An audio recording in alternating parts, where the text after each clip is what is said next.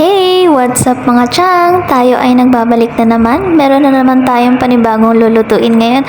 Ang tawag dito ay ginataang kangkong alalaing. So ayan, kung kayo ay nagkikrave sa laing at wala, pwede nyo tong itry.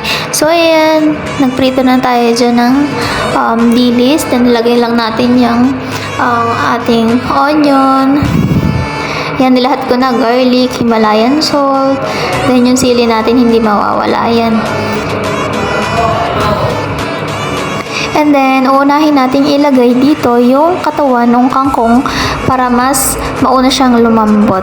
Kasi yung dahon, mamaya pa natin siya ilalagay kung malambot na yung katawan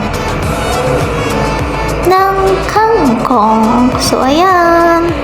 Then, lalagay na rin natin yung pinakadahon.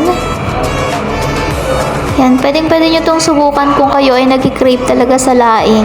Tulad ko, nag-crave ako sa laing dahil wala akong makitang laing. Ito yung sinubukan ko para bago-bago naman, diba?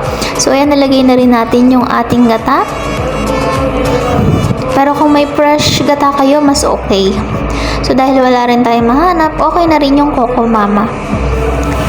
Then, pakulaan lang natin yan. Ayan.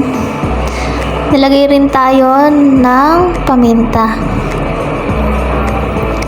So, malapit-lapit na talaga siya.